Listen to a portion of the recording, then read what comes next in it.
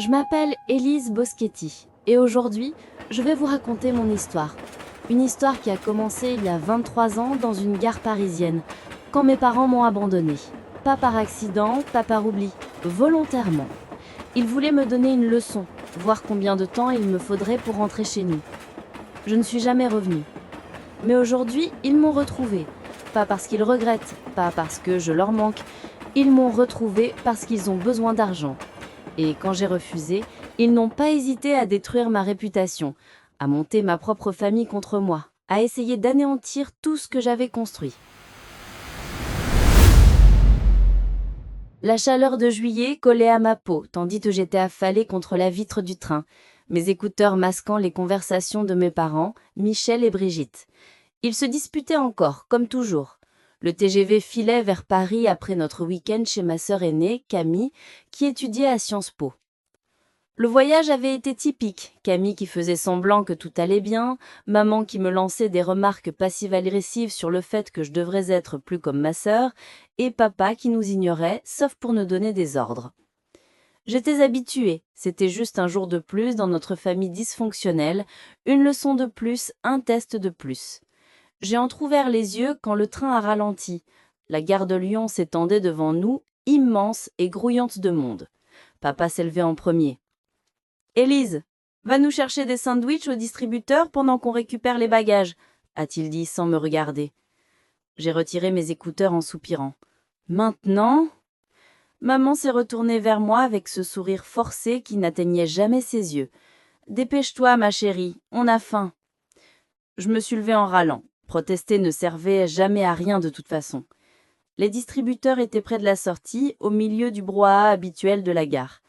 J'ai sorti un billet de 10 € froissé de ma poche et j'ai commandé leur sandwich habituel.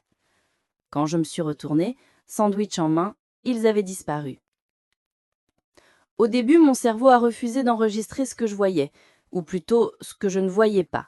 J'ai fait quelques pas, scrutant la foule pensant qu'ils s'étaient juste déplacés, puis mon téléphone a vibré. Un texto de maman. « Voyons combien de temps il te faudra pour rentrer à la maison. Considère ça comme une leçon de débrouillardise. » Mon estomac s'est noué. Ce n'était pas une erreur, ce n'était pas une blague. Il m'avait vraiment abandonnée là. J'ai appelé le numéro de maman. Messagerie. J'ai rappelé.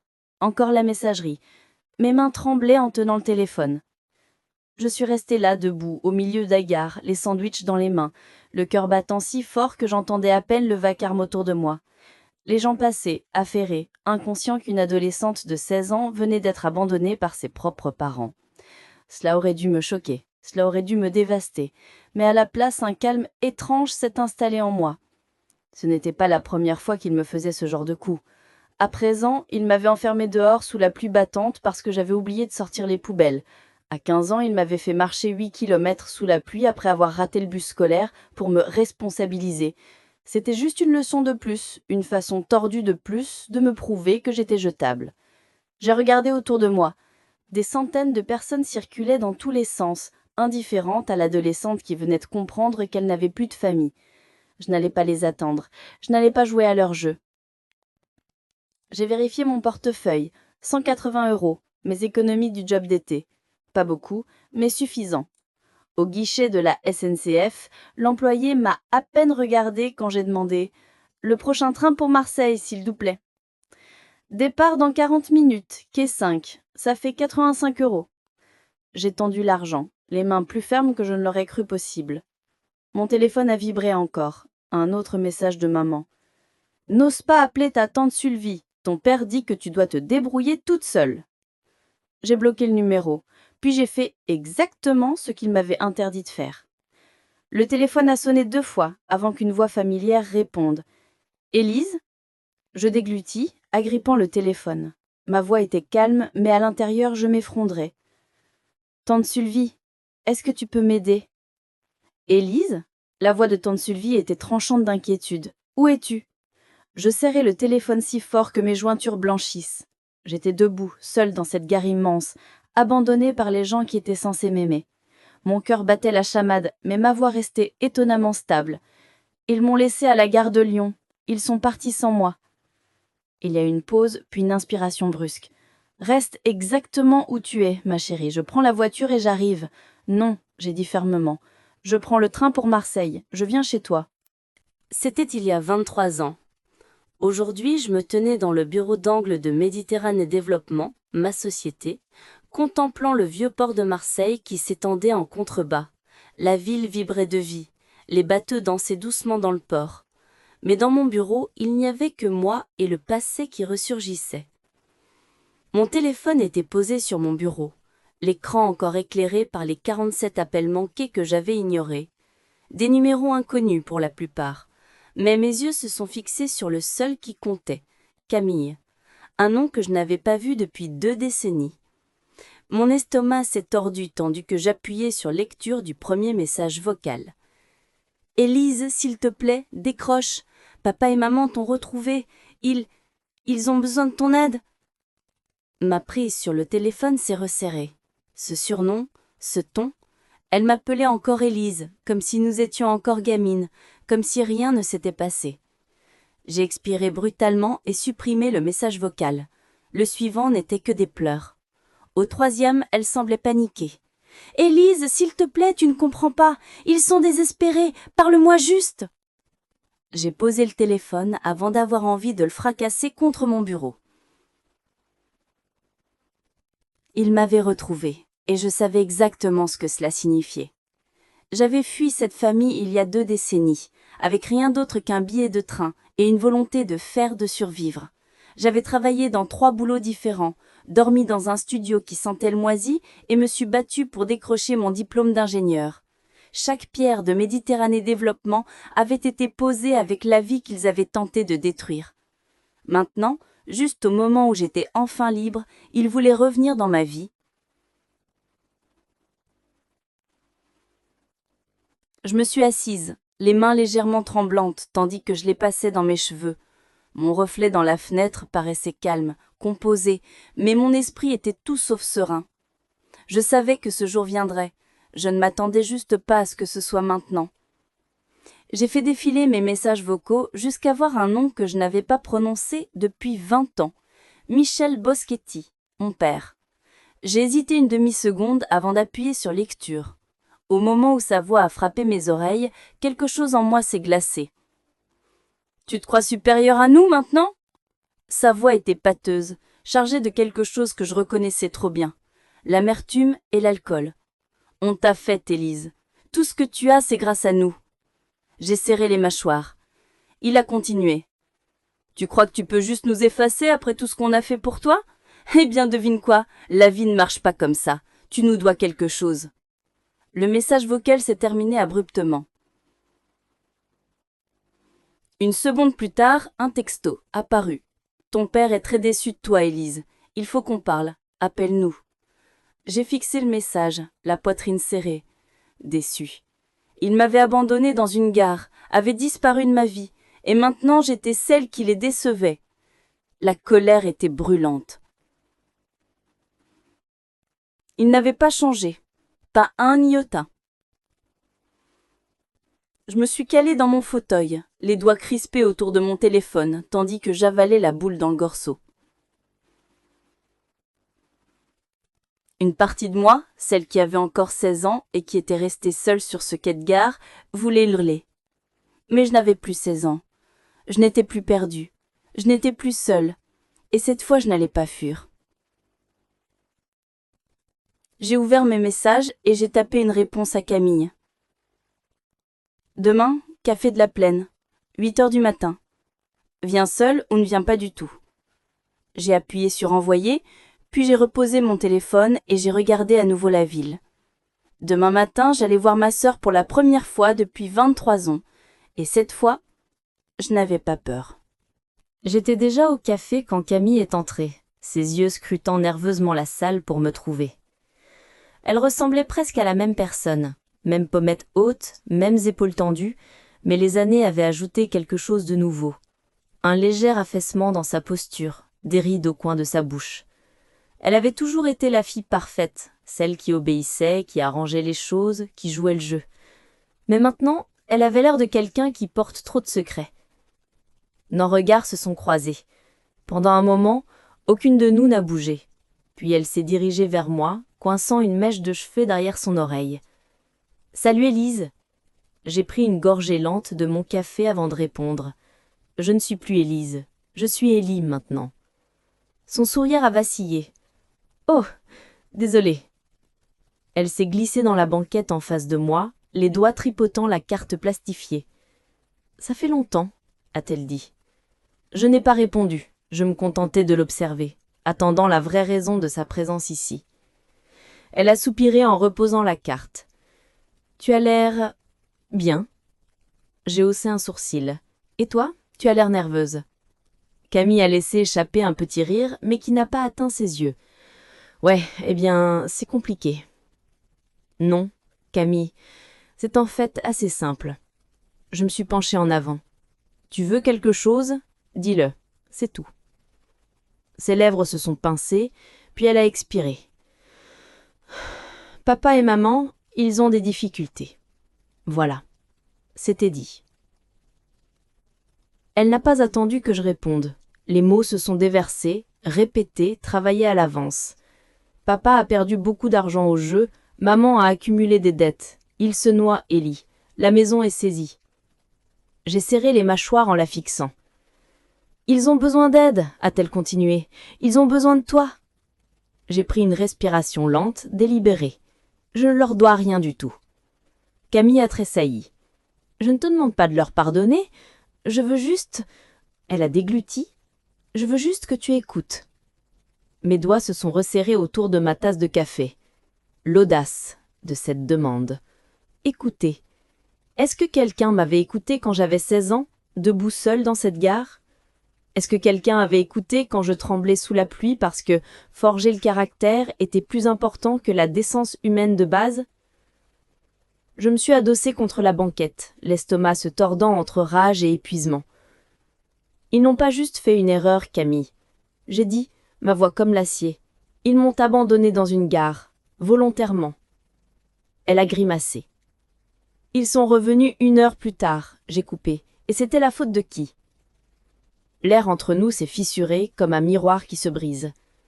Des années de silence, de mots non dits, de faire semblant que ce n'avait pas été si grave que ça. Camille clignait rapidement des yeux, ses doigts se tordant sur ses genoux. « Il pensait que tu rentrerais à la maison. Il pensait que tu... » Sa voix a brisé. « Il pensait que je ramperais. » J'ai fini pour elle. Elle a fixé la table, sa respiration peu chauffe. J'ai secoué la tête. Je ne suis plus leur fille, Camille. Ça fait longtemps. Ses épaules ont tremblé, mais je ne suis pas radoucie. J'ai sorti quelques billets de ma poche et les ai posés sur la table. S'ils essaient de me contacter encore, je ne serai pas si polie. Camille est restée assise, fixant la table. Je suis partie sans me retourner. Je pensais que c'était fini. J'avais tort. Le lendemain matin, je me suis noyée dans le travail, essayant de chasser ma conversation avec Camille de mon esprit. Elle avait laissé un goût amer dans ma bouche, mais je n'avais aucune intention de laisser cela contrôler ma journée. Le passé était le passé, et j'avais construit quelque chose de réel, quelque chose que personne, même pas eux, ne pouvait m'enlever. Ou du moins, c'est ce que je croyais.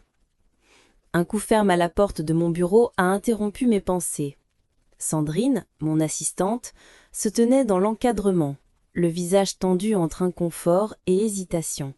« Salut, je pense que tu devrais voir ça. » Elle est entrée, téléphone en main, hésitant avant de me le passer. J'ai froncé les sourcils et j'ai pris l'appareil. L'écran était ouvert sur Facebook. Ma respiration s'est coupée dans ma gorge tandis que je lisais les mots affichés. Notre fille nous a abandonnés dans notre vieillesse après tout ce qu'on a sacrifié pour elle. En dessous, un autre post. On l'a élevée pour qu'elle soit forte et voilà comment elle nous remercie, sans cœur. J'ai senti une chaleur lente et brûlante ramper le long de mon cou. Ils se peignaient en victimes comme s'ils étaient ceux qui avaient souffert. Il y avait des centaines de commentaires, des inconnus qui me condamnaient, des gens qui partageaient les posts, certains taguant même la page de mon entreprise. J'ai fait défiler les réponses, l'estomac se tordant. Waouh, je ne peux pas croire que certains enfants traitent leurs parents comme ça. Quelle honte ingrate. J'espère qu'elle pourrit toute seule. L'argent change les gens. Honte à elle. Évitez cette entreprise. Une patronne sans cœur. J'ai claqué le téléphone sur mon bureau. Sandrine s'est déplacée mal à l'aise. Je ne voulais pas te le montrer, mais ça se répand. Des clients l'ont vu. Quelques-uns ont même laissé de mauvaises critiques sur la page de Méditerranée Développement, t'appelant une fraudeuse au cœur froid. Mon pouls battait dans mes oreilles. Ce n'était pas juste quelques posts Facebook, c'était une attaque à grande échelle. J'ai pris une respiration lente et profonde, forçant le tremblement à quitter mes mains. Qui d'autre est au courant? Sandrine a hésité. Une partie du personnel, quelques-uns de nos plus gros clients. Je pense que certains attendent de voir comment tu vas répondre. J'ai hoché la tête lentement. D'accord, merci Sandrine, je vais m'en occuper. Au moment où elle est partie, j'ai pris mon téléphone et j'ai composé un numéro que je n'avais pas appelé depuis des années. Camille a répondu à la 3e sonnerie. Ellie? Sa voix était méfiante. Ma prise s'est resserrée autour du téléphone. Tu étais au courant de ça? Un long silence s'est étiré entre nous. Finalement, elle a expiré. Je leur ai dit de ne pas le faire, Ellie, mais ils sont désespérés. J'ai laissé échapper un rire sans humeur. Désespérés? Les gens désespérés ne détruisent pas leurs propres enfants. Ils veulent juste de l'aide, a essayé Camille. Ils pensent que c'est la seule façon de t'attendre. Je ricanais. En mentant? En montant des inconnus contre moi? Camille n'a pas répondu. J'ai secoué la tête, même si elle ne pouvait pas me voir. J'aurais dû mieux savoir que de penser qu'il changerait. J'ai raccroché avant qu'elle puisse dire quoi que ce soit d'autre. Un texto est arrivé immédiatement après. « Espèce d'ingrate, enlève ce poste !» J'ai fixé les mots sur l'écran. Un calme lent et dangereux s'installait sur moi. Puis j'ai ouvert mon propre compte de médias sociaux et j'ai commencé à taper. Certaines personnes réécrivent l'histoire pour échapper à leurs responsabilités. Je ne les laisserai pas faire. J'ai appuyé sur Publier et j'ai jeté mon téléphone sur mon bureau. Ils voulaient se battre? Parfait. Battons-nous. Je pensais que quelques posts Facebook étaient déjà assez graves. Puis ils se sont présentés à mon bureau. Cela faisait une longue semaine de contrôle des dégâts. Surveiller nos médias sociaux d'entreprise, rassurer les clients que ma vie personnelle n'avait aucune incidence sur notre travail et ignorer les innombrables messages de parents éloignés qui avaient soudain des opinions sur une histoire qu'ils ne connaissaient pas. Je tournais avec peu de sommeil, alimenté par la caféine et la pure volonté, quand l'intercom de mon bureau a grésillé. « Ellie ?» La voix de Sandrine semblait hésitante. « Il y a un couple âgé ici qui insiste pour te voir. » Je me suis figée. Le café dans ma main avait soudain un goût amer. « Ils ont donné leur nom ?» j'ai demandé, même si je savais déjà. Sandrine a soupiré. « Ils ont dit qu'ils étaient tes parents. » J'ai expiré brutalement, forçant mon expression à devenir neutre. « Dis-leur que je suis en réunion. » Une pause. « Il faut un scandale. » Bien sûr qu'ils en faisaient un. J'ai posé ma tasse, repoussé ma chaise et me suis dirigée vers l'accueil. Au moment où j'ai poussé les portes, je les ai repérés. Brigitte était en pleine performance, tamponnant des larmes inexistantes avec un mouchoir froissé. Michel se tenait à côté d'elle, bras croisés, yeux scrutant la pièce comme s'il cherchait une bagarre. À la seconde où elle m'a vue, le visage de Brigitte s'est effondré. « Ma petite !» a-t-elle gémi, assez fort pour que les têtes se tournent. Je me suis arrêtée net, la mâchoire serrée. Autour de nous, les employés chuchotaient. Quelques-uns sortaient leur téléphone, enregistrant comme si c'était un drame de télé-réalité qui se déroulait en temps réel. Je tournais avec peu de sommeil, alimenté par la caféine et la pure volonté, quand l'intercom de mon bureau a grésillé. « Ellie ?» La voix de Sandrine semblait hésitante. « Il y a un couple âgé ici qui insiste pour te voir. » Je me suis figée. Le café dans ma main avait soudain un goût amer. « Ils ont donné leur nom ?» j'ai demandé, même si je savais déjà. Sandrine a soupiré. « Ils ont dit qu'ils étaient tes parents. » J'ai expiré brutalement, forçant mon expression à devenir neutre. « Dis-leur que je suis en réunion. » Une pause. Ils font un scandale. Bien sûr qu'ils en faisaient un. J'ai posé ma tasse, repoussé ma chaise et me suis dirigée vers l'accueil. Au moment où j'ai poussé les portes, je les ai repérés. Brigitte était en pleine performance, tamponnant des larmes inexistantes avec un mouchoir froissé. Michel se tenait à côté d'elle, bras croisés, yeux scrutant la pièce comme s'il cherchait une bagarre. À la seconde où elle m'a vue, le visage de Brigitte s'est effondré. « Ma petite » a-t-elle gémi, assez fort pour que les têtes se tournent. Je me suis arrêtée net, la mâchoire serrée. Autour de nous, les employés chuchotaient. Quelques-uns sortaient leur téléphone, enregistrant comme si c'était un drame de télé-réalité qui se déroulait en temps réel. J'avalais la bile qui remontait dans ma gorge. Le visage de Michel se tordut en un rictus. « Tu crois que ton argent te rend meilleur que nous ?» Sa voix était forte maintenant, destinée à attirer l'attention. Brigitte s'est laissée tomber à genoux, littéralement tombée à genoux, et a commencé à pleurer dans ses mains. « Tout ce qu'on voulait, c'était te voir, te parler, mais tu es devenue si cruelle. » Une vague de murmures s'est répandue dans la foule. Certaines personnes avaient l'air mal à l'aise, d'autres diverties. J'en avais assez. Je me suis avancée, baissant ma voix à un calme mortel. « Si vous ne partez pas tout de suite, je ferai appel à la sécurité. » Michel a fait un pas lent vers moi, sa voix baissant à quelque chose de bas et venimeux. « Tu nous dois quelque chose, Élise. On a fait celle que tu es. » Les sanglots de Brigitte se sont soudain arrêtés. Elle a levé son visage, ses yeux brillants de quelque chose de plus froid que le chagrin. « Tu ne peux pas nous effacer, ma chérie. Tu seras toujours notre fille. » J'ai expiré brusquement, puis je me suis tournée vers l'agent de sécurité qui se tenait à proximité. « Escortez-les dehors. » Michel a laissé échapper un rire amer. « Tu vas regretter ça. » Brigitte s'est levée, laissant sa robe comme si rien ne s'était passé. « Pauvre petite, » a-t-elle murmuré, juste assez fort pour que ceux à proximité l'entendent. Je regardais la sécurité les escorter dehors, leur voix résonnant à travers les portes vitrées. J'aurais dû savoir qu'ils n'avaient pas fini. Ce n'était qu'un début. Le lendemain, j'ai reçu une lettre d'un avocat. Sandrine a placé l'enveloppe épaisse sur mon bureau, ses sourcils froncés. C'est arrivé par coursier, c'est d'un cabinet d'avocats. Je n'ai pas bougé tout de suite. Je me suis contentée de la fixer, une étrange sensation de déjà-vu m'envahissant. Une autre escalade, une autre tentative de me ramener dans le chaos que j'avais passé des années à fuir. Lentement, j'ai pris l'enveloppe, déchirant le haut. Au moment où mes yeux ont survolé les premières lignes, mon pouce est emballé. Mes parents intentaient une action légale contre moi sous les lois de responsabilité filiale. J'ai laissé échapper un rire court et sans humour. Incroyable, ils essayaient en fait de me forcer, légalement me forcer, à les soutenir financièrement. Les mêmes personnes qui m'avaient abandonnée dans une gare à 16 ans, qui m'avaient ignorée pendant 2 décennies, exigent maintenant que je paye pour leurs erreurs? J'ai laissé tomber la lettre sur mon bureau et j'ai pincé l'arête de mon nez. Sandrine traînait près de la porte. « Ça va ?» J'ai expiré par le nez. « Appelle David, j'ai besoin de parler à mon avocat. » Elle a hoché la tête et a disparu.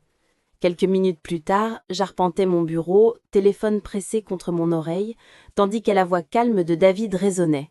« Bon, » a-t-il dit après que j'ai fini de lui lire la lettre. « Techniquement, dans certains départements, il pourrait avoir un dossier. » J'ai arrêté d'arpenter.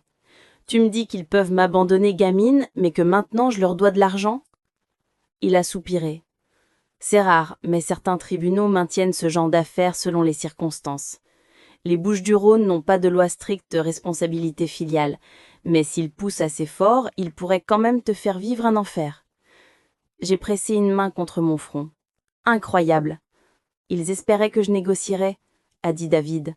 « Que tu leur donnerais juste ce qu'ils veulent pour qu'ils ne traînent pas ton nom dans une bataille judiciaire prolongée. » J'ai ri amèrement. Alors, ils ne me connaissent pas du tout. Comme si sur commande, mon téléphone a vibré. Le nom de ma mère a clignoté sur l'écran. J'ai presque ignoré l'appel. Presque. Mais quelque chose en moi a craqué et avant que je puisse m'empêcher, j'ai appuyé sur « Accepter ».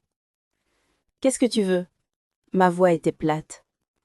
La voix de Brigitte a résonné, sirupeuse et douce. « Élise, ma chérie, on veut juste arranger les choses. » J'ai serré les mâchoires. « M'aider ?» Ma voix était froide. Elle a laissé échapper un soupir dramatique, comme si j'étais déraisonnable. Ma chérie, c'était il y a si longtemps. Les familles se disputent, les parents font des erreurs, mais on restait parents et on a des problèmes. J'ai senti ma prise se resserrer autour du téléphone. Vous n'êtes pas mes parents. Vous avez perdu ce droit le jour où vous êtes partis. Il y a eu une pause, puis sa voix s'est durcie. Si tu nous combats, on ira jusqu'au bout au tribunal. Tu veux vraiment cet embarras ? J'ai presque ri de l'ironie. Elle pensait pouvoir me menacer avec l'embarras. J'ai senti ma colère se cristalliser en quelque chose de tranchant, quelque chose d'incassable. Essaye, j'ai dit, la voix stable. Puis j'ai raccroché. Je suis restée là un long moment, mon rythme cardiaque stable, pas de peur, mais de rage. Ils pensaient qu'ils pouvaient me briser, ils n'avaient aucune idée à qui ils avaient affaire. Puis ils s'en sont pris à mon entreprise. J'aurais dû m'y attendre.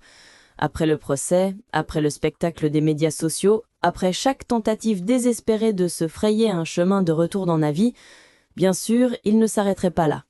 Mais savoir que quelque chose arrive ne rend pas le coup moins douloureux quand il frappe finalement. J'étais à mon bureau, feuilletant des dossiers, quand Sandrine a frappé et a jeté un coup d'œil, son expression inquiète. « Tu pourrais vouloir vérifier tes emails », a-t-elle dit prudemment. J'ai haussé un sourcil, mais j'ai pris mon téléphone. À la seconde où j'ai vu la ligne d'objet, mon estomac s'est tordu. Préoccupation concernant des allégations contre vous.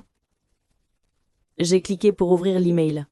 Élise, j'espère que ce n'est pas vrai, mais je voulais porter cela à votre attention. Nous avons reçu plusieurs messages anonymes prétendant que vous avez un historique d'inconduite financière, en particulier dans les relations avec votre famille. Ils allèguent que vous avez volé de l'argent, abandonné vos responsabilités et avez un historique de tromperie. Nous apprécions notre relation professionnelle, mais étant donné la nature de ces affirmations, nous avons besoin de clarification. L'expéditeur était l'un de nos plus gros investisseurs. J'ai fait défiler plus bas, mon pouce emballant. Attachés étaient des captures d'écran d'emails de faux comptes, tous répétant la même histoire, que j'avais volé de l'argent à mes propres parents, que j'avais construit mon entreprise sur leur sacrifice, que je n'étais rien qu'une menteuse, une fraude. J'ai expiré brusquement et j'ai jeté mon téléphone sur mon bureau. Mes mains se sont serrées en poing. Sandrine traînait près de la porte. Qu'est-ce qui se passe ? J'ai forcé ma respiration à se ralentir. Ils essaient de me détruire. Qui ? J'ai pris mon téléphone et j'ai commencé à composer. À ton avis ? 15 minutes plus tard, j'étais au téléphone avec l'un de mes partenaires commerciaux. Il a hésité avant de parler. Écoute, Ellie, je ne veux pas croire ça, mais ces messages, et il y en a beaucoup. Tu sais d'où ils viennent ? J'ai demandé, la voix coupante. Silence. Puis, à contre-cœur, certains des comptes ont été tracés à une IP liée à tes parents. J'ai fermé les yeux, agrippant le bord de mon bureau. Ils avaient franchi la ligne. Pendant des années, ils avaient essayé de me manipuler avec la culpabilité. Quand ça avait échoué, ils avaient essayé de m'humilier publiquement. Et maintenant, ils s'attaquaient à tout ce que j'avais construit. Ils avaient fait une erreur, parce que ça, c'était la guerre. J'ai appelé une réunion d'urgence avec mon équipe PR. Ils se sont assis en face de moi, leur visage sérieux. L'un d'eux s'est éclairci la gorge. « Notre recommandation, ne t'engage pas publiquement. Reste tranquille, laisse passer. » « Non, » j'ai dit fermement, « je ne reste pas tranquille. Pas cette fois. » Je me suis tournée vers mon ordinateur portable, mes doigts se déplaçant sur le clavier, quand j'ai rédigé ma propre déclaration. Pendant des années, j'ai souffert aux mains de parents manipulateurs. Quand je suis partie, je l'ai fait pour me protéger. Maintenant, après 23 ans, ils essaient de détruire ma subsistance. Je ne les laisserai pas faire. J'ai appuyé sur « Publier », qu'ils viennent me chercher. Je n'avais plus peur. Heures plus tard, mon téléphone a vibré avec un texto. C'était de Michel. « Espèce d'ingrotte, tu viens de faire la plus grosse erreur de ta vie. » J'ai fixé l'écran un long moment avant de taper une réponse finale. « Si vous continuez, j'intenterai une action en justice. C'est votre dernière chance. » J'ai appuyé sur « Envoyer ». Pas de réponse. Mais je savais qu'il ne s'arrêterait pas. Il voulait la guerre. Parfait. Je leur en donnerai une. Le lendemain, j'ai reçu une assignation à comparaître devant le tribunal. Sandrine a marché dans mon bureau, le visage pâle tandis qu'elle plaçait une enveloppe épaisse sur mon bureau. « C'est d'un cabinet d'avocats. a-t-elle dit prudemment. Je savais déjà qui l'avait envoyé avant même de l'ouvrir. J'ai pris l'enveloppe, déchirant le haut avec des mouvements lents et délibérés. Le texte en gras officiel, en haut, a confirmé mes soupçons. Michel et Brigitte Boschetti contre Élise Boschetti. Les motifs ? Négligence des responsabilités filiales selon la loi départementale. Un rire amer s'est échappé de moi. Alors, c'était leur dernier mouvement. Quand le chantage émotionnel, l'humiliation publique et le sabotage direct n'avaient pas marché, ils avaient eu recours au système judiciaire. Sandrine traînait dans l'encadrement de la porte. « Qu'est-ce que tu veux faire ?» J'ai expiré brusquement et j'ai tendu la main vers mon téléphone. « Appelle David, dis-lui que j'arrive. » David était assis en face de moi dans son bureau, le procès étalé sur le bureau en chaîne polie entre nous. Il a parcouru les pages en secouant la tête. « Ils ont un dossier faible, » a-t-il dit finalement, levant les yeux. Les Bouches-du-Rhône n'appliquent pas de loi stricte de responsabilité filiale, mais s'ils obtiennent assez de publicité, ça pourrait nuire à ton entreprise. J'ai serré les poings. Alors, on rend ça public selon nos termes. David a aussi un sourcil. Tu es sûr de ça ? J'ai hoché la tête, ma décision déjà prise. J'ai joué la défense assez longtemps. Il est temps que les gens sachent exactement qui ils sont. Cette nuit-là, j'ai rédigé ma déclaration. Je n'ai rien retenu. J'ai dit la vérité, toute la vérité sur mes parents, sur les leçons qu'ils m'ont forcé à endurer, sur la nuit où ils m'ont laissé dans une gare à 16 ans et ne sont jamais revenus, sur comment ils ont refait surface seulement quand ils avaient besoin de quelque chose. Au matin, le post était devenu viral. La marée a tourné presque immédiatement. Les mêmes inconnus qui m'avaient condamné pour être ingrat étaient maintenant dégoûtés par les actions de mes parents. Les commentaires ont afflué, remplis d'indignation en ma faveur. C'est au-delà de cruel. Quel genre de parents abandonnent leur propre enfant et essayent ensuite d'encaisser 20 ans plus tard ? Je les ai crus au début, mais maintenant ils méritent tout ce qui leur arrive. Poursuivre son propre enfant après l'avoir laissé sans abri ? Incroyable ! Le changement d'opinion publique a été rapide. Ils avaient perdu le contrôle du récit. 3 jours plus tard, Camille m'a appelé. Sa voix était tendue, à peine au-dessus d'un chuchotement. Ils ont tout perdu, Ellie. J'étais assise dans ma voiture, regardant la skyline de Marseille qui s'étendait devant moi. C'est de leur faute. Elle a laissé échapper une respiration tremblante. Ils disent que c'est ta faute. Bien sûr qu'ils le disaient. J'ai resserré ma prise sur le volant. Non, Camille, c'est de leur faute. Chaque choix qu'ils ont fait les a menés ici. Pour une fois, elle n'a pas argumenté. Une semaine plus tard, j'ai roulé devant ma maison d'enfance à Aubagne. Un panneau à vendre était planté dans la cour. L'endroit avait l'air plus petit que dans mes souvenirs, presque sans vie. Je m'attendais à ressentir une certaine victoire, une sorte de triomphe. Mais tout ce que j'ai ressenti, c'était du soulagement. Je n'avais pas besoin de vengeance, je n'avais pas besoin de validation. Il n'avait plus de pouvoir sur moi. Et c'était suffisant. Pour la première fois en 23 ans, je me sentais enfin libre. Pas de poids sur mes épaules, pas de nœud dans l'estomac, pas de peur persistante du moment où il se présenterait en essayant de me ramener dans le passé que j'avais si dur combattu pour échapper. J'étais chez moi. Marseille s'étendait sous mon balcon, baignée dans la lumière dorée du soir. Une brise chaude a effleuré ma peau tandis que j'étais assise, les jambes repliées sous moi, un verre de rosé à la main. Le chaos s'était enfin installé, ne laissant derrière lui que le silence. Mais même la paix, il semblait, avait un dernier test. Un coup à ma porte a brisé le calme. Je savais avant même de me lever qui c'était. J'ai ouvert pour trouver Camille, les yeux gonflés, l'expression épuisée. « Ellie !» Sa voix s'est brisée. « S'il te plaît !» Je n'ai pas bougé. « Ils n'ont nulle part à aller », a-t-elle chuchoté. « Papa boit plus que jamais, maman continue de dire qu'ils ont juste besoin d'une chance de plus. Ce sont toujours nos parents. » J'ai agrippé le cadre de la porte, le cœur lourd. « Ils ont fait leur choix », j'ai dit doucement. Le visage de Camille s'est effondré. « Comment peux-tu être si... Quoi ? Froide ? Sans cœur ? Égoïste ?» Les larmes ont coulé sur ses cils. « Je ne veux juste pas perdre ma sœur à cause de ça. » J'ai inspiré brusquement, la gorge serrée. « Tu ne m'as pas perdue, » j'ai dit clairement. « Ce sont eux qui l'ont fait. » Camille a laissé échapper un sanglot étouffé, ses mains tremblantes tandis qu'elle essuyait son visage. Ils ont juste besoin... J'ai secoué la tête. Je ne suis pas responsable de réparer ce qu'ils ont cassé. Ses épaules se sont affaissées. J'ai avalé la boule dans la gorge et j'ai reculé. Prends soin de toi, Camille. Puis j'ai fermé la porte. Pour la première fois, je ne me suis pas sentie coupable. 1 heure plus tard, j'étais à nouveau assise sur mon balcon, regardant le soleil plonger sous la skyline. Pendant des années, leur voix avait résonné dans ma tête, façonnant mes choix même en leur absence. La culpabilité, la honte, les « et si ». Mais maintenant, juste le silence, et c'était beau. J'ai sorti mon téléphone et j'ai fait défiler mes contacts jusqu'à atteindre tante Sylvie, la seule vraie famille que j'ai jamais eue. J'ai tapé un message. « Dîner ce week-end ? C'est moi qui invite. » Sa réponse est arrivée presque immédiatement. « Enfin ! J'attendais que tu demandes. Bouillabaisse chez Fonfon, au couscous chez Étienne. » Un petit sourire a touché mes lèvres. Bouillabaisse, avec extra pastis. J'ai pris une respiration profonde, puis je suis allée dans mon journal d'appel. Les numéros de mes parents me fixaient comme des fantômes refusant de reposer. Lentement, j'ai appuyé sur « Bloquer ». Plus de seconde chance, plus de manipulation, plus de culpabilité. Je suis rentrée et j'ai fermé la porte derrière moi. Je ne fuyais plus. J'étais libre. Avant de terminer cette histoire, laissez-moi vous laisser quelque chose sur quoi réfléchir.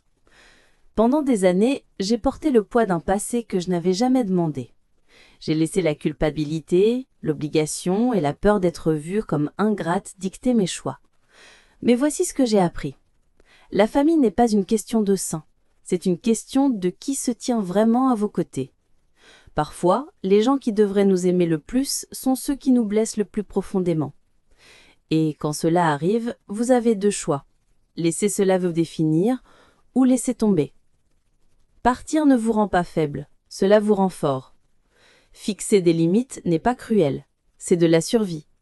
Et se choisir, après des années à se faire dire qu'on ne compte pas, c'est de la libération. Alors, si on vous a déjà fait sentir coupable de choisir la paix plutôt que la toxicité, laissez-moi vous dire ceci. Vous ne devez à personne votre souffrance juste parce qu'il partage votre ADN. Vous méritez d'être libre. Merci de nous avoir écoutés. Et nous vous donnons rendez-vous dès demain pour un nouveau récit. Si vous avez aimé, n'oubliez pas de nous donner un pouce en l'air. Et un abonnement à notre chaîne serait très apprécié pour nous permettre de continuer dans cette voie et vous offrir toujours de plus belles histoires. À très bientôt.